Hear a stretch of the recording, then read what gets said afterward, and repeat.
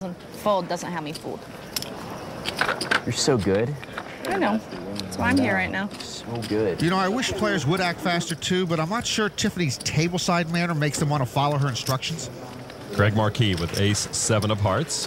Blinds are up to 50 and 100,000. 1 1,000, 2 1,000, 3 1,000, 4 1,000. Marquis doesn't want to make any rash moves. He will just keep his own normal pace.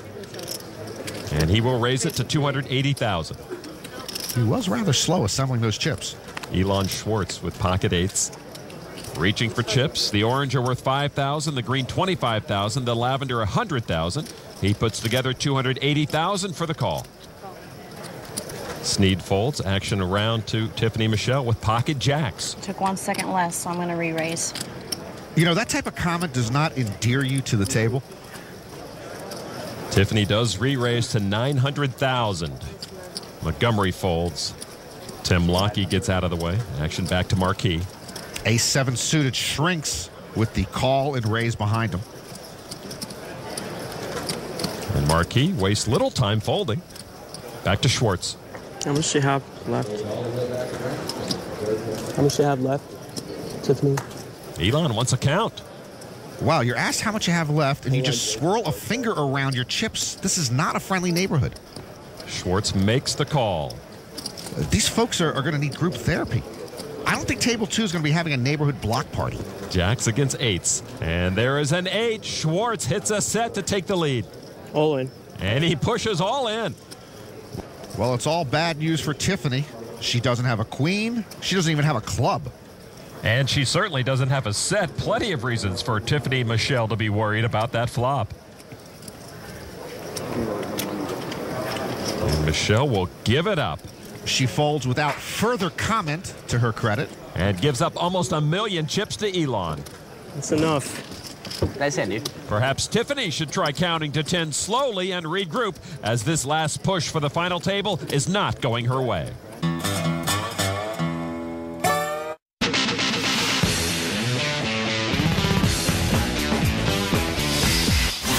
Back at the Rio, only 23 players remain. On the E-Trade financial chip count, you see Dennis Phillips is still top dog. Joe Bishop has moved up this session. Chino Reem holding steady at 7.3 million. One person who's fallen out of the top 10 is Tiffany Michelle, right? Who seems to be concerned with a different kind of chip. You can't eat fries with your fingers at the poker table. You get grease all over your hands and then grease all over the cards. Not to mention how disgusting, like, the chips. Like, I've been touching these. You don't know where my hands have been at. That's what a fork is for. What? Silverware. Just a suggestion. They invented it a while ago. Looks like it's now a mob mentality against Tiffany, but I agree with Scott Montgomery about the fork. Personally, we wouldn't eat anything with our hands while playing poker because... Because I'm a lot more daring than all of you boys. You are. You are. I mean, I already got sick. The fork, I'm told, predates chopsticks. Who knew?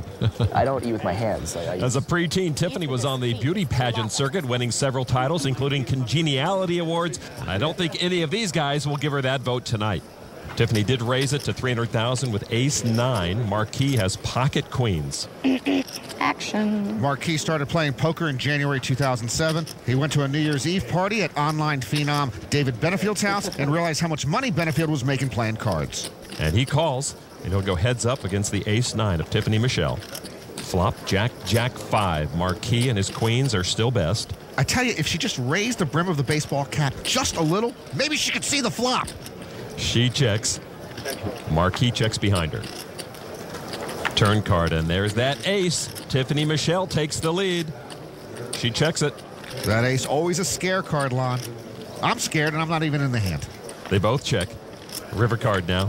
8 of diamonds. Tiffany Michelle with the check mark with a pair of aces, and she checks again. Will you check again?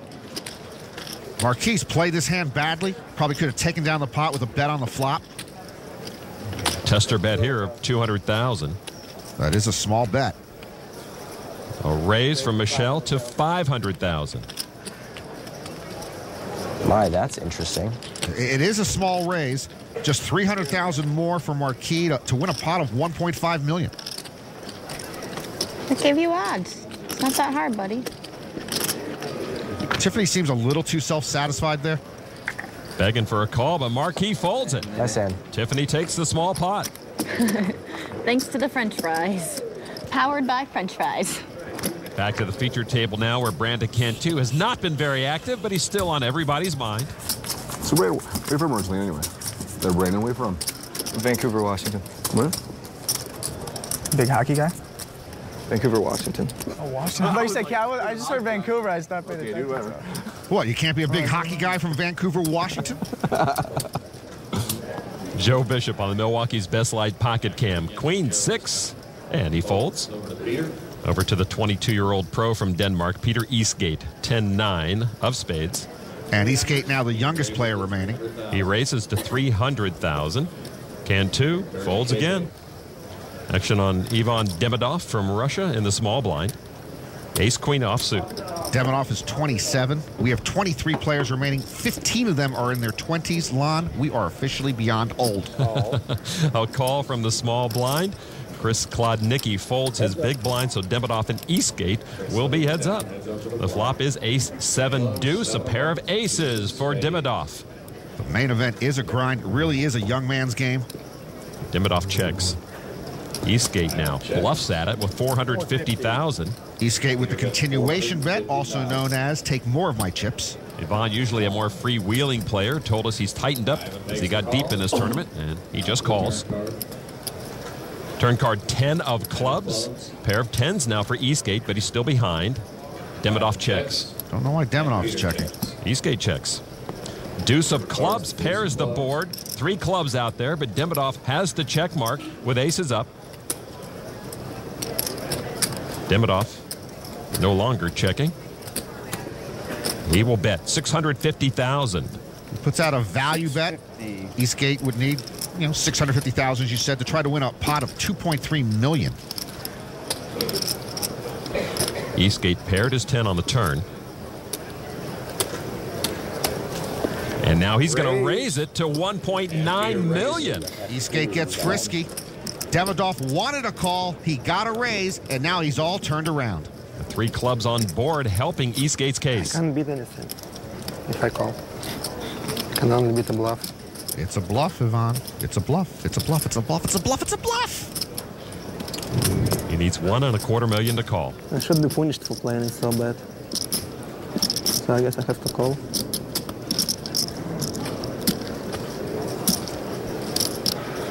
I call. Demidov calls. And Eastgate knows he's been picked off. A $5.5 million chip pot for Demidov. Even facing that big raise, Ivan's gut steered him in the right direction for the call. That is the planter's good instinct moment. Nice read, nice call, nice pot. A player's main event path can lead him in so many dangerous directions. Demidov's internal compass helped him make the correct choice there. The Planters Good Instinct moment is brought to you by Planters. Instinctively good. The 2008 World Series of Poker, presented by Milwaukee's Best Light. Main event. Back at the Rio, Tim Lockey is pacing because he's all in with a pair of 6s. Montgomery was the original raiser with ace-jack. Schwartz called Lockey's all in, and then Montgomery called as well. Lockey with the best hand, but 2 bounty hunters on his heels. Loved you guys. Montgomery checks dark. Love you guys. There's the flop now. 10 deuce ace. Lockey got no help there. Montgomery leads now with a pair of aces. And Tim Lockey 1 step closer to the door. Montgomery had already checked. Elon Schwartz now checks. A tray on the turn. Schwartz now with a set to take the lead. Montgomery is going to wish he had bet the flop instead of just checking it down. Montgomery suddenly drawing dead. He checks. And if Schwartz can bet here, and he should,